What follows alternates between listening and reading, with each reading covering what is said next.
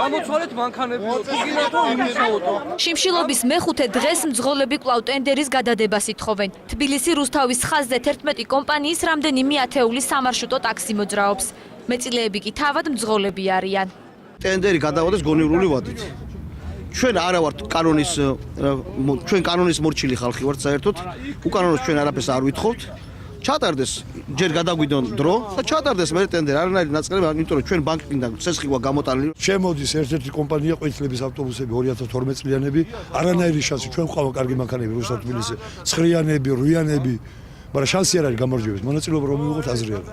ტენდერის გადავადებას მალე შესაძლოა ახალი მოთხოვნაც დაემატოს. რუსთავის მერის მოვალეობის შემსრულებლისთვის უფლებამოსილების შეჩერება. აქციის მონაწილეებმა ეს მოთხოვნა გუშინ საკრებულოს ნაციონალ წევრ მამუკა აბულაძესთან შეხვედრისას განიხილეს. ვიდეო კადრებში, რომელიც ინტერნეტით გავრცელდა, აბულაძე მერის მოვალეობის შემსრულებლის მხრიდან მიღებულ გადაწყვეტილებაზე საუბრობს და აქციის ერთ-ერთი მონაწილის იდეას უფლებამოსილების შეჩერების მოთხოვნაზე ეთანხმება.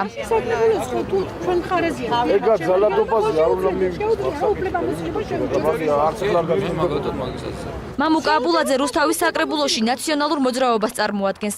2007 წლის 7 ნოემბრის დარბევის შემდეგ რუსთაველზეის ნაციონალური მოძრაობის აქტიურ სახეებთან ერთად ჩანს და დარბევის მონაწილე პოლიციელებს და ზონდერებს მადლობა ზაზა ბეგაშვილთან ერთად უხდის.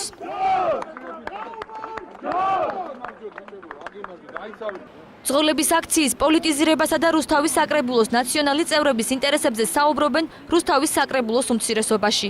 იგივეს ამბობს ტრანსპორტის პროფკავშირების თავმჯდომარე.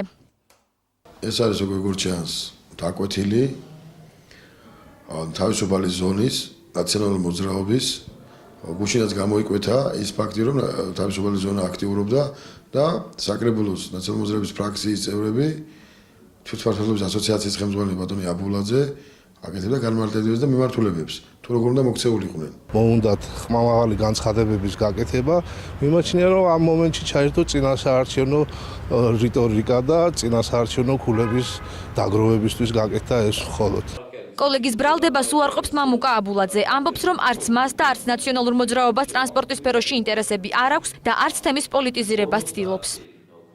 ეს არ არის არანაირი პოლიტიკური საკითხი, საქმე ეხება ადამიანებს, რომლებსაც აქვს კრედიტები და თუ ვინმე ლაპარაკობს იმასთან დაკავშირებით, ეს ვინმეს ორგანიზებული არის, კარგად უნდა დაფიქრდეს. ჩვენ კითხეს მომიტინგეებმა ესეთი რამე, რა საშუალებით შეიძლება ეს გაჩერდეს. მათი მხრიდანვე იყო, რომ სხვა რომელიც უნდა გაჩერდეს. აქ არ არის ლაპარაკი ქალაქის მერის, ასე ვთქვათ, გადაყენებას. სულაც არ გაინტერესებს, არ გჭირდება. რუსთავის მერიამ თბილისი რუსთავის ხაზებზე ტენდერი 14 თებერვალს გამოაცხადა. ტენდერში მონაწილეობის სურვილი ჯერ არც ერთ კომპანიას გამოუთქვამს. მოშიმშილე მძღოლები და ხაზების მეწილეები კი ტენდერში მონაწილეობას არ აპირებენ. რუსთავის საკრებულო მერის მოვალეობის შემსრულებელს გადაწყვეტილების შეცვლისთვის 2 დღიანი ვადა მისცა. ტენდერი რუსთავ თბილისის ხაზებზე ჯერ კიდევ 2 წლის წინ უნდა ჩატარებულიყო. თუმცა მაშინ ხელისუფლებაში მყოფმა ნაციონალური მოძრაობის წევრებმა მძღოლების პროტესტის შიშით ტენდერი არ ჩაატარეს.